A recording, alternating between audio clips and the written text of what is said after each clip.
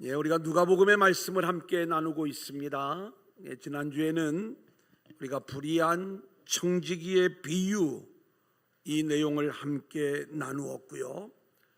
오늘은 부자와 나사로의 비유 이야기를 이어갑니다. 우리가 어렸을 때부터 많이 들어왔던 비유의 말씀이지만 이 부자와 나사로의 이야기도 그렇게 만만한 말씀이 아닌 것을 보게 됩니다.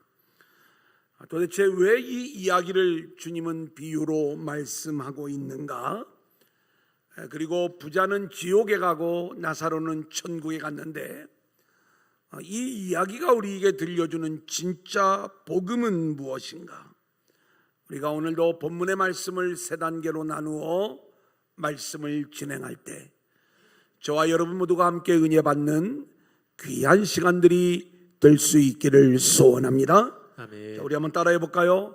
부자와 나사로의 비유. 부자와 나사로의 비유. 자, 우리가 14장에 나오는 큰 잔치의 비유부터 찾아갑니다.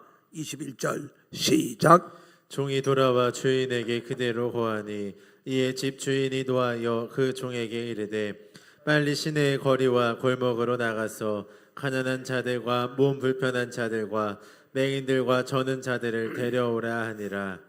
우리가 누가복음 14장 15장 말씀 속에 계속 이어지는 비유의 이야기들은 하늘의 잔치를 보여주는 말씀이라고 이야기를 드렸죠. 하늘의 잔치, 하나님의 나라는 어떤 곳인가? 오늘 14장에 나오는 큰 잔치의 비유 이야기에서 당연히 이 잔치에 초대되었을 바리새인들, 유대인들은 오히려 이 초청을 거절함으로 그 잔치를 누릴 수 없는 자들이 되었고, 진노한 주인이 자격 없는 모든 사람들을 불러 모음으로 오히려 정말 이 자리에 들어갈 수 없다라고 생각했던 가난한 자들, 자격 없는 자들이 하늘의 잔치의 주인공이 되었다는 것을 보여주는 말씀이었습니다. 자, 15장에는 잃은 양, 잃은 드라크마, 잃은 아들에 대한 비유의 말씀이 나오죠. 이것도 하늘의 잔치를 보여주는 이야기인데 우리 22절부터 24절까지 같이 보겠습니다. 시작. 아버지는 종들에게 이르되 제일 좋은 옷을 내어 내가 입히고 손에 가락지를 끼우고 발에 신을 신기라. 그리고 살찐 송아지를 끌어다가 잡으라. 우리가 먹고 즐기자. 이내 아들은 죽었다가 다시 살아났으며 내가 잃었다가 다시 얻었노라 하니 그들이 즐거워하더라. 자, 이 사람에게도 두 아들이 있었어요. 말을 잘 듣는 큰아들은 당연히 아버지가 베푸는 잔치에 주인공 노릇을 할 줄 알았지만 둘째 아들이 돌아온 것에 대하여 잔치를 베풀고 있는 아버지에게 화를 내며 잔치에 들어가기를 거부하는 이 큰아들은 바리새인의 모습을 보여주는 장면이고, 아버지의 마음을 알지 못한 채 먼 나라로 떠나가 모든 재산을 탕진하고 돌아온 둘째 아들, 그는 품꾼의 하나로 돌아왔을 뿐인데 그 아들의 지위를 회복시켜 주시며 그 아들을 아들로 찾아내신 아버지, 그리고 그 아들을 위하여 잔치를 베풀어 주시는 전적인 아버지의 은혜에 의해 둘째 아들이 잔치의 주인공으로 회복되어지는, 그렇게 세워지는 비유의 말씀. 하나님의 나라는 자격 있어 보이는 자들이 들어가는 나라가 아니라 잃어버린 양 한 마리, 그것도 스스로 돌아오는 것이 아닌 주인이 목자가 찾아서 회복시켜 주심으로 그 나라의 주인공으로, 그 잔치의 주인공으로 세워지는 나라가 하나님 나라임을 말씀해 주는 것이다. 이제 누가복음 16장의 말씀도 계속 비유로 연결되어지는 것을 보게 돼요. 지난주에는 불의한 청지기의 비유 이야기를 함께 나누었어요. 자, 16장 8절입니다. 같이 읽습니다. 시작. 주인이 옳지 않은 청지기가 이를 지혜 있게 하였으므로 칭찬하였으니 이 세대의 아들들이 자기 시대에 있어서는 빛의 아들들보다 더 지혜로움이니라. 예, 여기서도 빛의 아들들과 이 세대의 아들들이 비교되고 있지요. 스스로 빛의 아들들이라 생각을 하고 자신의 불의함을 인정하지 않았던 바리새인들은 예수님의 말씀을 듣고 비웃는 거예요.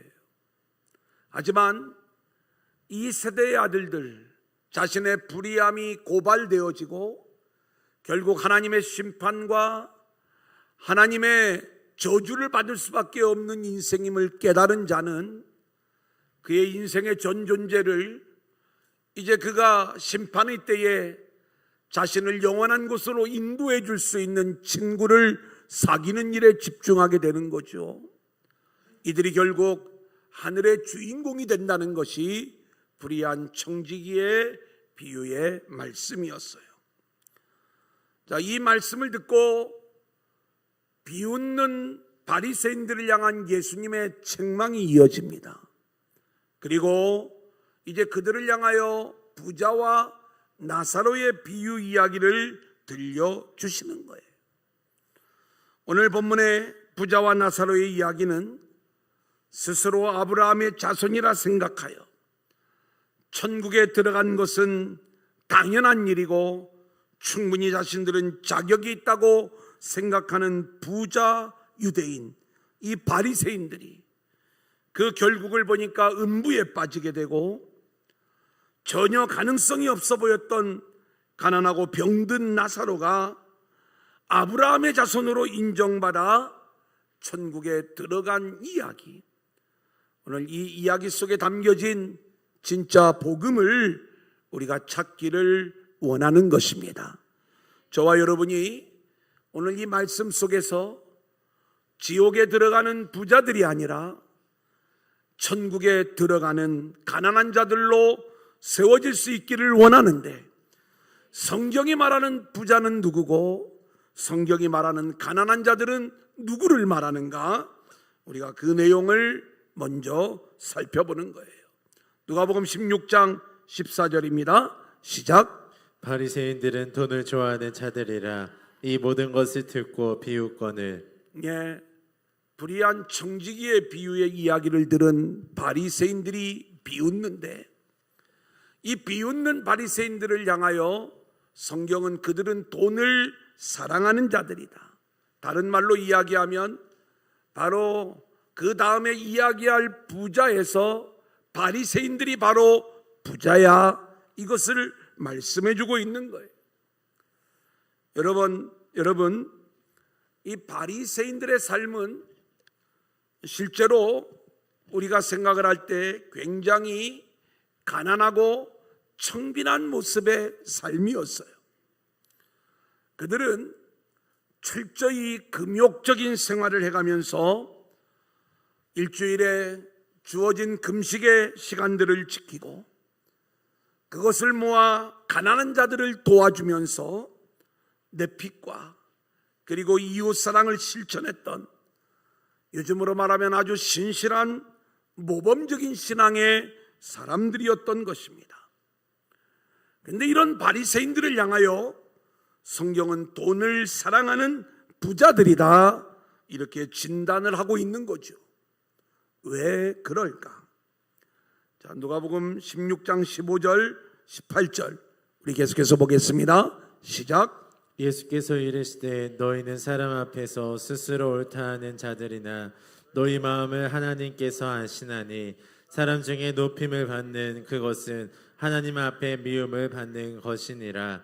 무릇 자기 아내를 버리고 다른 데 장가드는 자도 간음함이요 무릇 버림당한 여자에게 장가드는 자도 간음함이니라. 바리새인들은 신실한 유대인들이고 요즘으로 말하면 아주 모범적인 신앙의 모습이었지만 이들의 문제는 언제나 자신들이 옳은 길을 가고 있다는 생각이었어요. 그래서 이 옳은 길을 향한 자신들의 노력을 멈추지 않았습니다.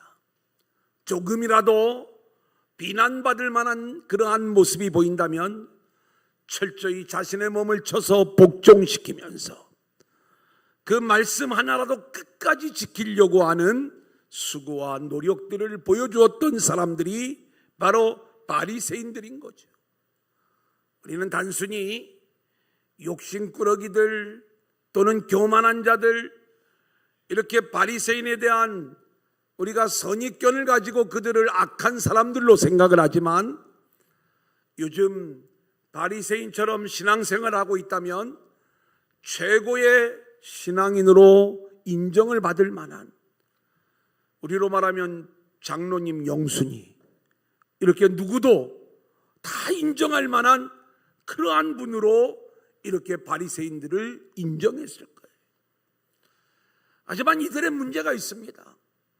뭐냐면 모든 인간은 의인은 없고 하나도 없는데, 그래서 죄로 말미암아 심판받을 운명이 모든 인생의 운명인데, 자신들 역시 죄로 말미암아 하나님의 심판을 받을 존재들임을 알지 못했던 거예요. 인간으로서는 이 죄의 문제에 대한 해답이 없고 오직 주님의 은혜만을 붙잡아야 되는데, 이들은 철저한 자신들의 수고, 노력, 신앙의 결과물들을 내놓으면서 하나님 앞에 인정받기를 원했던 것이죠. 잘못된 것 있으면 말만 하시면 다 고쳐서 그렇게 원하는 모습대로 살겠습니다. 이게 바리새인들이었던 거예요. 그래서 오늘 주님이 이 부분을 책망하시는 거죠. 너희들은 스스로 옳은 길을 가고 있다고 생각을 하고, 그리고 스스로 높아지려는 마음을 가지고 있는데 이게 하나님을 대적하는 거야. 너희들은 하나님을 잘 섬기는 줄 알고 있지만 너희들의 중심에는 하나님을 대적하는 그 부자의 마음이 있는 거야. 이걸 말씀하는 거예요. 그러니까 성경에서 말하는 부자는 돈이 많은 부자를 얘기하는 게 아니에요. 권력이 높은 사람을 얘기하는 게 아니에요. 뭔가 하나님 앞에 스스로 떳떳하다고 생각을 하고 하나님 앞에 뭔가 내놓을 것이 많은 사람, 이것이 성경이 말하는 부자의 모습인 거예요. 그래서 종교적 부자, 율법적 부자의 모습이 성경이 말하는 부자의 모습인 거죠. 그래서 종교적 부자, 율법적 부자들은 자신의 성공을 위해 또는 자신의 영광을 위해 무언가를 계속 쌓아가면서 그것을 드러내고 그것을 즐기고 그것을 자랑하는 사람, 이것이 바로 성경이 말하는 부자의 모습인데, 바로 오늘 부자와 나사로의 이야기에서 그 부자는 이런 바리새인들을 보여주고 있는 것이다. 사랑하는 여러분, 여러분은 왜 예수를 믿습니까? 대부분의 인생들은 성공하려고, 다른 말로 이야기하면 부자 되려고 예수를 믿는 거예요. 오늘 이 부자와 나사로의 이야기를 들으면서 이게 얼마나 아이러니이고 넌센스인가를 우리는 알게 될 거예요. 부자는 천국에 못 들어간다고 이야기를 하는데 왜 부자가 되려고 그렇게 우리가 애를 쓰고 있는가? 그것은 우리 안에 있는 탐욕들 때문인 거죠. 인간은 본능적 인간, 철학적 인간, 그리고 영적인 인간, 이렇게 세 부류로 나누어 생각할 수가 있습니다. 본능적 인간은 이 땅의 것들을 탐하는 인간들이에요. 우리 모두가 그렇죠. 그래서 이 본능적 인간을 살아가는 사람들은 예수를 믿어도 예수를 이용해서 성공하기를 원하는 거예요.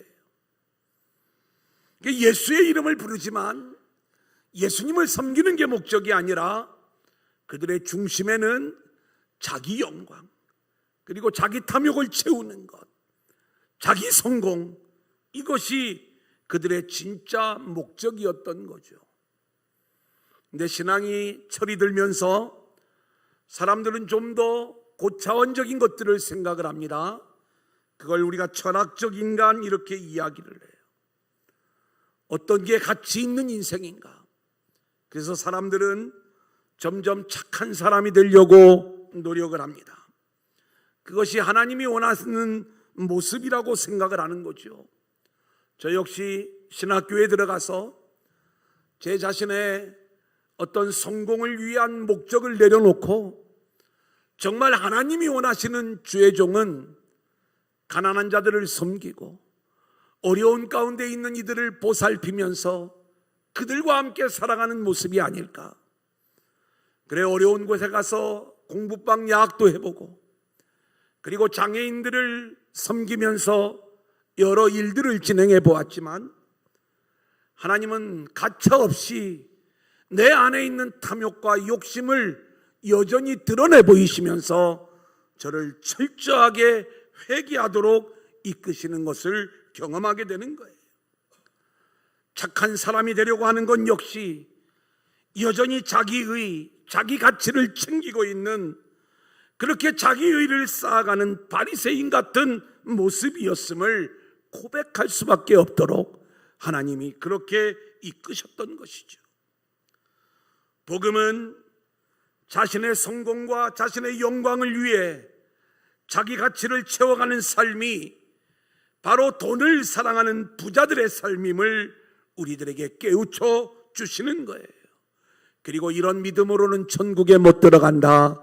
이게 오늘 부자와 나사로의 이야기인 것입니다. 그렇다면 우리는 성경이 말하는 가난한 자가 되어야 되는데, 그래야 천국에 들어갈 수가 있는데, 성경이 말하는 가난한 자는 누구를 말하는가? 여러분, 우리가 물질이 없어서 가난하면 천국에 들어간다, 이건 복음이 아닌 거죠. 성경이 말하는 가난한 자는 이런 내용이 아니에요. 하나님 앞에 내놓을 것이 아무것도 없음을 고백하는 자. 할렐루야. 아멘. 우리가 이런 자들이 성경이 원하고 있는 가난한 자들임을 알아야 되는 거예요. 우리는 왜 예수를 믿는가? 자신의 불의함, 자신의 자격 없음을 깨닫고 하나님 앞에 내놓을 것이 아무것도 없어 나에게 당면한 이 죄의 문제, 또 심판의 문제를 해결할 수 없기에 오직 하나님의 은혜에만 나의 전 존재를 거는 것, 이게 불의의 제물로 친구를 사귀는 거죠. 그렇게 주님만 붙잡고 나아가는 인생을 우리는 가난한 자다 이렇게 이야기하는 것이고, 이들이 천국에 들어가는 인생임을 말씀하는 것입니다. 또 하나, 우리 에베소서 1장 22절 같이 보겠습니다. 시작. 또 만물을 그의 발 아래에 복종하게 하시고 그를 만물 위에 교회의 머리로 삼으셨느니라. 5장 23절입니다. 시작. 이는 남편이 아내의 머리됨이 그리스도께서 교회의 머리됨과 같으니 그가 바로 몸의 구주시니라. 누가 가난한 자인가? 주님이 우리 인생의 머리가 되실 때, 그리고 오직 그 주님의 통치만을 받을 때 우리는 가난한 자들로 인정받을 수 있는 거예요. 모든 인생은 자기가 머리가 되려고 그래요. 교회의 머리는 주님이시라고 그랬어요. 교회 안에서도 우리의 머리는 주님이 되셔야 될 줄로 믿고요. 아멘. 우리 인생이 교회인 줄로 믿습니다. 아멘. 그렇다면 우리 인생의 주인도 주님이시고, 주님이 우리의 중심에 들어오셔서 우리의 머리가 되어주실 때 우리는 가난한 자로 인정을 받아 천국에 들어갈 수가 있는데, 모든 인생은 자기 사랑, 자기 만족 때문에 늘 자기가 자기 인생의 주인이 되어 자기 마음대로 살아가려고 하는 거예요. 누구도 주님을 머리로 모시지 않는 거예요. 그래서 누가복음 9장 58절을 보면 예수께서 이르시되 여우도 굴이 있고 공중의 새도 집이 있으되 인자는 머리 둘 곳이 없도다. 주님이 우리의 중심에 그 머리를 두기를 원하시는데 누구도 주님의 머리 되심을 거부하고 있기 때문에 머리 둘 곳이 없음을 한탄하시는 우리 주님의 이야기. 모두가 다 부자가 되려고 하는 사람들 뿐이요, 주님을 머리로 모시고 그 통치를 받는 가난한 자 되기를 거부하는 모습을 성경은 말씀하고 있는 거예요.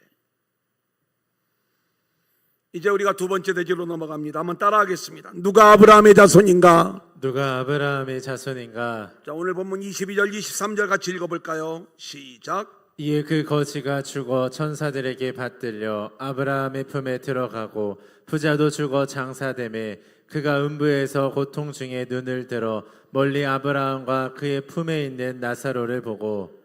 오늘 본문의 비유의 말씀은 참으로 우리를 당황스럽게 하는 장면들이 있어요. 말씀을 요약해 보면 부자는 부자로 살다가 죽었는데 지옥 갔다는 거예요. 거지 나사로는 병들고 아픈 인생을 살다가 죽었는데 천국 갔다는 거예요. 우리는 이 땅에서 부자로 살면 지옥 가는가? 그리고 가난하게 살면 천국 가는가? 이 복음을 받아들일 수가 없어요. 또 천국에 나사로가 갔다면 좀 착한 일을 했던가? 아니면 예수를 잘 믿었던가? 어떤 근거가 그 안에 있어야 되는데 오늘 말씀 속에 잘 드러나지 않아요. 부자도요, 우리가 가만히 그 삶을 보면 그렇게 비난받을 만한 모습이 보이지 않아요. 근데 왜 지옥을 갔는지 잘 설명을 해주지 않아요. 그래서 오늘 비유가 어려운 것입니다.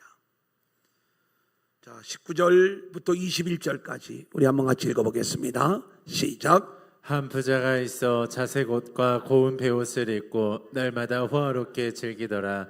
그런데 나사로라 이름하는 한 거지가 헌데투성이로 그의 대문 앞에 버려진 채 그 부자의 상에서 떨어지는 것으로 배불리려 하며 심지어 개들이 와서 그 헌데를 핥더라.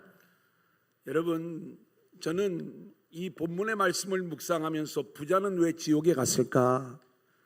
이 생각을 계속 묵상하고 또 묵상하고 또 묵상하는 거예요. 그러면서 이 사람의 좀 좋은 모습들을 생각해 보았어요. 어떤 모습이 좀 좋을까? 부잣집으로 화려한 옷을 입고 날마다 잔치하는 삶을 살았다, 이렇게 이야기를 하고 있습니다. 이건 또 어떤 문제가 될까? 또 그런데 이 부잣집 때문에는 거지 나사로가 와서 늘 살고 있었는데 온 몸이 헐어버렸어요.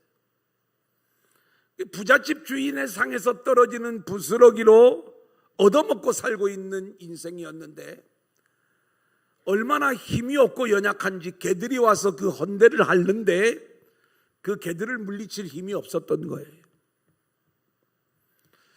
부자가 이 집을 드나들면서 자기 집 대문에 있는 이 나사로가 얼마나 불편했을까?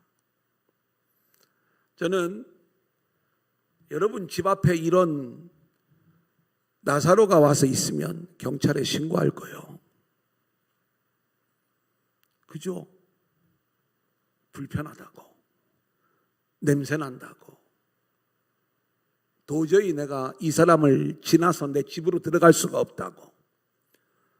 적어도 그 정도의 힘과 권력을 가지고 있는 부자였다면 그 나사로를 어떤 방법을 통해서라도 안 보이는 곳으로 치우치 않았을까? 근데 오늘 비유의 말씀을 보면 이 부자는요, 이 거지 나사로를 쫓아내지 않고 용인하는 모습이에요. 아마 율법 때문에 그렇게 하지 않았을까? 이런 생각을 해봅니다. 부자의 문제는 굉장히 그의 행동을 보면 사실은 긍정적인 모습들이 많이 드러나는 것들을 우리가 보게 됩니다. 이 부자의 문제가 뭐냐? 오늘 저는 두 가지를 찾았는데, 하나는 끝까지 자기 중심적인 인생이었다는 것, 그리고 또 하나는 죄의 문제를 해결하지 못했다는 것. 이 두 가지인 거예요.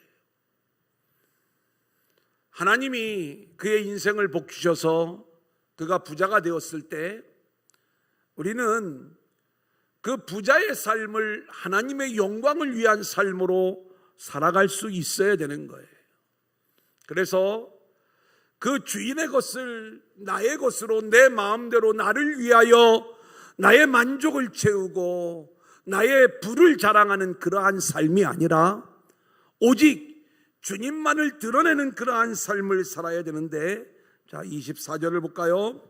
얼마나 자기중심적인 인물인지 24절 27절을 계속 읽겠습니다. 시작. 불러 이르되 아버지 아브라함이여 나를 긍휼히 여기사 나사로를 보내어 그 손가락 끝에 물을 찌고 내 혀를 서늘하게 하소서. 내가 이 불꽃 가운데에서 괴로워하나이다. 이르되 그러면 아버지여 구하노니 나사로를 내 아버지의 집에 보내소서. 예, 우리가 지금 이 지옥에 떨어진, 음부에 떨어진 이 부자의 이야기를 우리가 들을 수 있어요. 음부에 가서도 이 부자는 어떤 생각을 가지고 있냐면, 나를 위하여 나사로를 보내어 달라, 나를 위하여 나사로를 내 집에 보내어 달라, 나를 위하여, 나를 위하여. 이 땅에 있을 적에도 자기를 위하여, 자기 만족과 자기 영광을 위하여 늘 잔치하는 삶을 살았던 이 부자 바리새인이 지옥에 가서도 나사로를 나를 위하여 보내어 달라, 그래서 시원한 물 한 잔 마시게 해달라, 또 나를 위하여 내 집에 나사로를 보내어 달라 요청을 하고 있는 자기 중심성, 그것을 극적으로 보여주는 게 27절 28절의 말씀이죠. 같이 보겠습니다. 시작. 이르되 그러면 아버지여 구하노니 나사로를 내 아버지의 집에 보내소서. 내 형제 5이 있으니 그들에게 증언하게 하여 그들로 이 고통받는 곳에 오지 않게 하소서.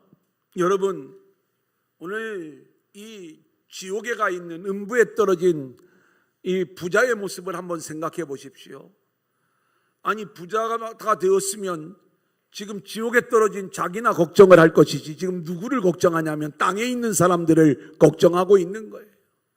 그래서 나사로를 이 땅으로 좀 내려보내서 자기 형제들을 좀 제발 여기에 오지 않도록 뭔가 조치를 좀 취해달라고 하는 이 요청을 하고 있는 것 아닙니까?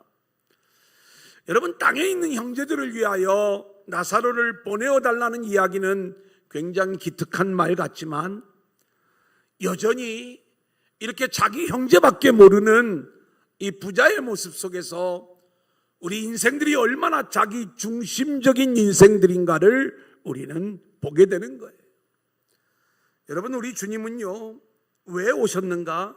마태복음 10장 35절을 우리 한번 같이 볼까요?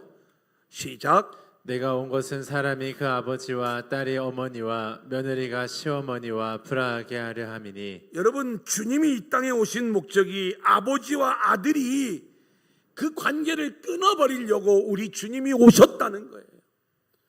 뭐 이런 성경이 있느냐 이렇게 생각할 수 있겠지만, 지금 우리 주님이 문제 삼고 있는 것은 인간의 자기 사랑이에요. 그 자기 사랑이 하나님을 대적하고 반역하는 것임을 말씀해 주고 있는 거예요. 이 부자는 지옥에 가서도 여전히 자기 형제, 자기 가족만을 사랑하는 그 마음을 숨길 수가 없었는데, 여러분, 인간이 왜 자기의 부모, 자기 자녀를 사랑하는지 아십니까? 그것은 결코 내 가족을 사랑하는 게 아니라 자기를 사랑하는 거예요. 자기 사랑의 확대가 결국 가족 사랑으로 나타나는 거고, 자기 교회를 사랑하는 걸로 나타나는 거고, 자기 나라를 사랑하는 걸로 나타나는 거예요. 그래서 아버지의 진짜 마음은 온 열방을 향한 아버지의 마음을 아는 거지, 내 나라만을 생각하는 어떤 애국운동이 하나님이 보시기에 선한 일이 아닐 수 있다는 걸 우리는 놓치지 말아야 되는 거예요. 왜 우리가 자꾸 내 자녀, 내 부모, 내 가족을 사랑하는가? 근데 주님은 왜 이걸 끊어 놓으려고 주님이 왔다고 말씀을 하시는가? 인간의 끝없는 자기 중심성, 그렇게 자기를 사랑하는 그 마음으로 인하여 끝까지 자기 가족만을 챙기는, 그게 자기를 챙기는 일이거든요. 자기 가족이 잘 되어야 내가 높아지거든요. 자기 가족이 뭔가 성공해야 내가 올라가거든요. 이게 자기를 채우는 그러한 일들인 거예요. 그래서 주님은 나 이거 끊어놓으려고 이 땅에 온 거야, 이 내용을 말씀하잖아요. 이 부자가 지옥에 간 결정적인 이유는 30절에 나와 있습니다. 시작. 이르되 그렇지 아니하니이다. 아버지 아브라함이여 만일 죽은 자에게서 그들에게 가는 자가 있으면 회개하리이다. 회개하리이다. 여러분, 부자 유대인의 문제는 지옥에 가서야 자신에게 회개가 없었다는 것을 깨달아 알게 된 거예요. 자신 역시 긍휼히 여김을 받아야 될 죄인임을 깨닫지 못했던 것이었죠.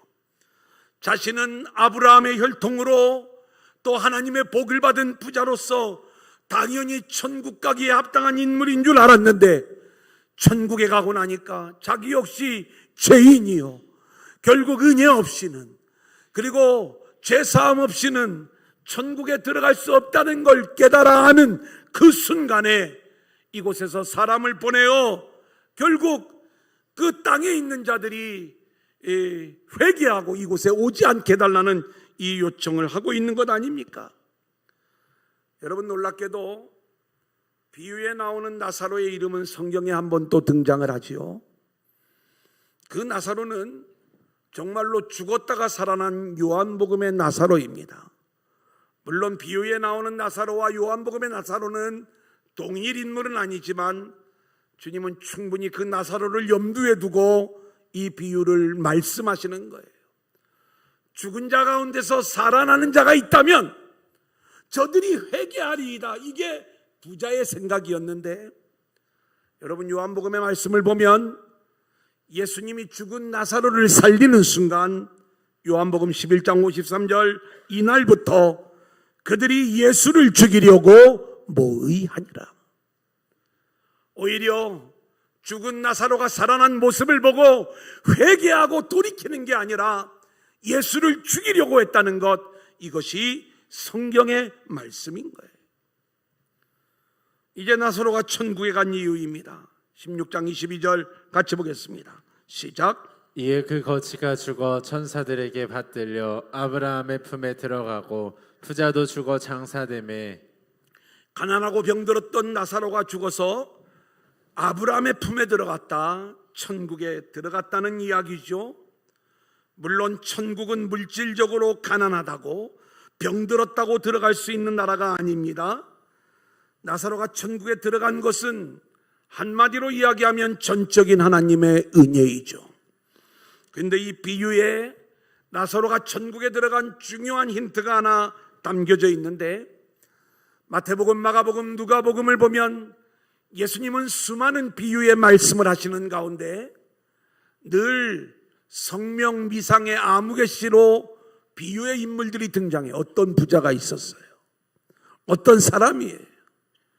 그런데 유일하게 비유의 이름이 등장하는 인물이 있는데, 이게 오늘 본문에 등장하는 나사로예요. 왜 주님은 이 나사로의 이름을 알려주시는가? 여기에 나사로가 천국에 들어간 힌트가 담겨져 있는 거죠.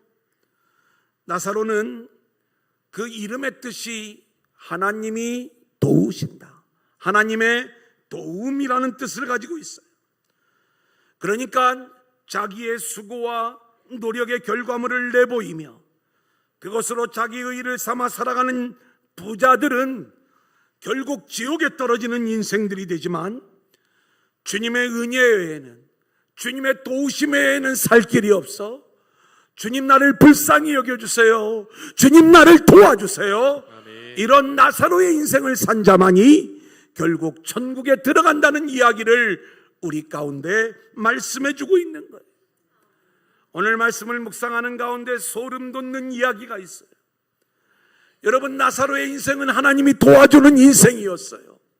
그런데 그렇게 하나님의 도움을 받은 나사로의 인생이 이 땅에서는 가난과 질병의 인생이었다는 것, 여러분, 이것을 우리는 놓치지 말아야 되는 거예요.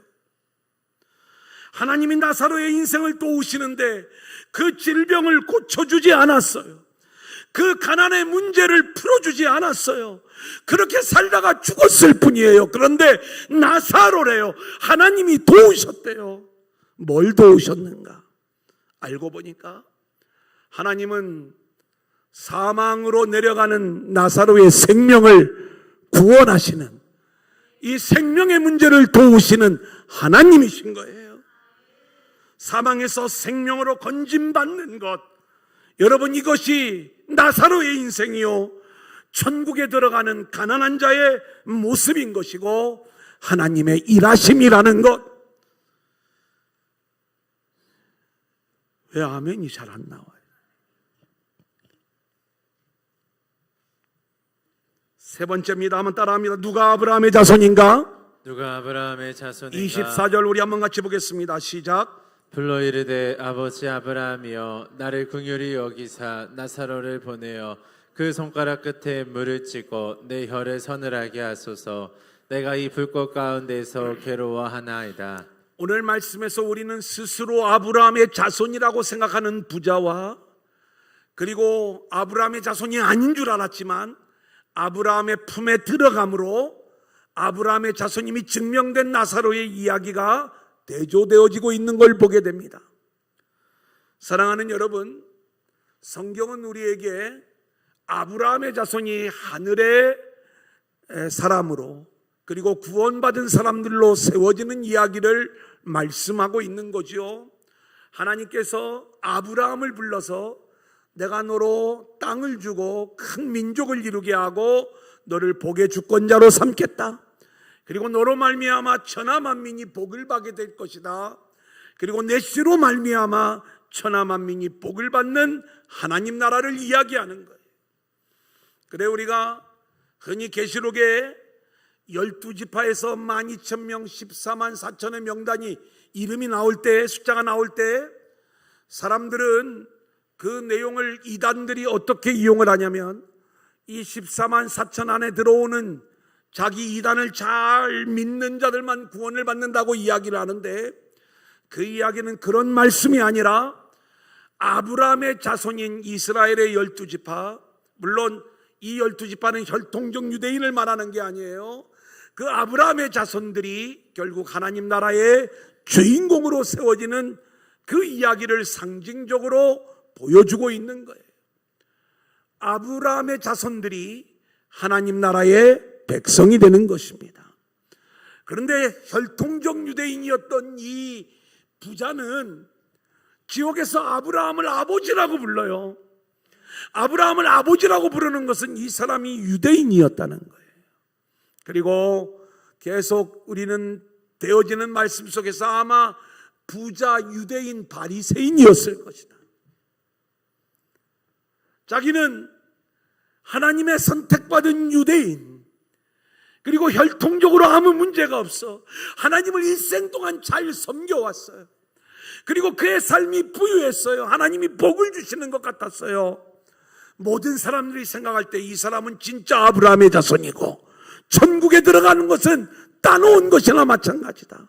그런데 그가 지옥에 갔다는 것은 너는 아브라함의 자손이 아니야, 이걸 선언받은 것 아닙니까? 여러분, 요한복음 8장을 보면 이 아브라함 자손에 대한 논쟁이 나와요. 우리 8장 39절 같이 보겠습니다. 시작. 대답하여 이르되 우리 아버지는 아브라함이라 하니 예수께서 이르시되 너희가 아브라함의 자손이면 아브라함이 행한 일들을 할 것이거늘. 유대인 바리새인들이 와서 우리 아버지가 아브라함이다, 우리는 아브라함의 자손이다, 이것을 강변합니다. 그러자 예수님이 이야기하는 거예요. 너희가 아브라함의 자손이면 그 자손된 증거를 좀 보여봐. 너희가 아브라함의 자손이면 아브라함이 행한 일을 너희도 해야 될 것 아니야. 너희들 하는 일을 들어보니까 너희는 마귀 자식이야. 44절 우리 한번 같이 보겠습니다. 시작. 너희는 너희 아비 마귀에게서 났으니 너희 아비의 욕심대로 너희도 행하고자 하느니라. 그는 처음부터 살인한 자요 진리가 그 속에 없으므로 진리에 서지 못하고 거짓을 말할 때마다 제 것으로 말하나니 이는 그가 거짓말쟁이요 거짓의 아비가 되었음이라. 여러분, 이게 우리 인생의 운명인 거예요. 원래 하나님은 우리 모두를 아브라함의 자손으로 창조하셨어요. 그래서 에덴의 주인공으로 세우셨잖아요. 그랬던 우리가 선악과 나무의 열매를 따먹었어요. 뱀에게 속아서 뱀의 독에 물려버린 거예요. 그래서 뱀에 물려 죽게 된 우리의 인생들은 독사의 자식, 마귀 자식이 된 게 우리 모두의 인생의 운명인 거예요. 그런 우리가 아브라함의 자손이 되려면 아브라함이 행했던 그 일들을 우리가 해야 되는 거예요. 아브라함이 어떤 일을 했습니까? 아브라함은요, 믿음의 조상으로 인정을 받아요. 그가 진짜 믿음이 좋았는가? 알고 보니까 아브라함은 늘 넘어지고 또 넘어지고 계속 넘어지는 인물이었는데, 넘어질 때마다 하나님이 찾아오셔서 다시 세워주시고 또 세워주시면서 그를 믿음의 사람으로 세워가 그의 몸이 죽은 것을 알고도 하나님을 믿음으로 그의 몸을 통해 약속의 아들 이삭이 온 거예요. 이 아브라함의 믿음이 아브라함이 행한 일이에요. 오늘 저와 여러분도 마찬가지예요. 우리의 헌신적인 수고와 노력도 중요하지만 바리새인들처럼 자기의 종교적 수고를 인정받으려고 하지 말고, 내가 뱀에 물려 죽게 된 마귀의 자식, 믿음 외에는, 하나님의 은혜 외에는 도저히 방법이 없음을 믿음으로 고백하면서, 하나님 나를 불쌍히 여겨주세요, 나를 세워주세요, 그렇게 주님의 은혜에만 나를 맡기고 살아가는 것, 이게 아브라함이 행한 일이에요. 이 복음의 사람이 될 때 우리는 아브라함의 자손이 되어 천국에 들어가게 되는 것입니다.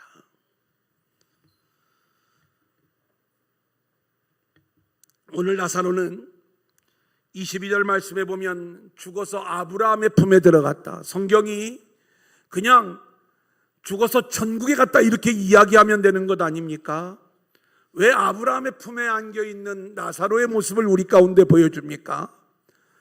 부자 유대인 바리새인이 아브라함의 자손이 아니라 이 나사로가 아브라함의 자손이야. 똑똑히 봐. 비유로 우리에게 분명히 보여주는 거예요. 주님이 인정한 아브라함의 자손이 또 있습니다. 우리 누가복음 19장 9절 같이 볼까요? 시작. 예수께서 이르시되 오늘 구원이 이 집에 이르렀으니 이 사람도 아브라함의 자손이니라. 삭개오에 대한 이야기예요. 삭개오는 바리새인들로부터 죄인 취급을 받았어요. 도저히 구원받을 수 없을 것 같았던 이 세리장 삭개오, 주님이 이 삭개오의 집에 들어가시죠. 그리고 이 선언을 하시는 거예요. 이 삭개오도 아브라함의 자손이다. 구원받은 하나님의 자녀야. 아멘. 이걸 인정해 주시는 거예요. 이제 마지막입니다. 한번 따라합니다. 기본으로 돌아가라. 기본으로 돌아가라. 자, 오늘 말씀 통해서 우리가 돌아가야 될 기본은 무엇인가? 우리는 가난한 자로 인정을 받아야 돼요. 그렇다면 내가 내 인생의 머리가 되어서는 안 되고, 주님을 머리로 모시고 살면서 주님의 통치만을 받는 그러한 인생들이 되어 가난한 자로 인정받아 하나님 나라의 주인공으로 세워지는 저와 여러분들이 되어질 수 있기를 소원합니다. 아멘. 자기가 머리가 되어 살아가는 그들이 바로 바리새인들이었고, 그들은 부자로 결론난 인생들이었어요. 본능적 인간, 철학적 인간의 삶은 결국 자기 영광을 구하는 부자의 삶임을 우리는 알아야 돼요. 뱀에게 물려 죄로 인하여 죽을 수밖에 없는 아무 가치 없는 나의 인생을 고백하면서, 하나님, 나는 하나님 앞에 아무것도 내놓을 수가 없습니다. 그러기에 오직 주님만이 나를 구원하실 수 있습니다. 주님만이 필요합니다. 아멘. 주님 내 안에 들어오셔서 나의 인생의 머리가 되어주시고, 아멘. 그 주님으로 인하여 천국의 주인공이 되게 하여 주옵소서. 아멘. 다음으로 우리는 아브라함의 자손으로 인정을 받아야 될 줄로 믿습니다. 바리새인들은 열심히 하나님의 말씀을 지키며 아브라함의 자손임을 강변했지만 여전히 자기 영광, 자기 의를 쌓아가는 인생들이었기에 아브라함의 자손이 아니라고 결론나면서 지옥에 들어가게 된 것이죠. 누가 아브라함의 자손인가? 뱀에 밀려 죽게 된 마귀의 자녀임을 아는 자들만이 예수님을 믿는 믿음으로 나아가게 되는 거예요. 그렇게 오직 믿음으로 주님을 고백하는 자들만이 아브라함의 자손으로 인정받아 아브라함의 품에 들어가게 되는 것이죠. 오늘 이 말씀 속에서 우리들은 우리의 뱀에 물려 죽게 된 우리의 모습들을 고백하면서 여전히 그 모습이 자기가 머리가 되어 자기 마음대로 인생을 살아가는 우리들의 죄인됨을 고백하면서 주님을 믿는 믿음의 고백 속에 하나님의 도우시면 안 된다는 그 나사로의 인생을 우리가 믿음으로 살아가면서 하늘의 주인공들로 세워지는 저와 여러분들이 될 수 있기를 주님의 이름으로 간절히 축원합니다.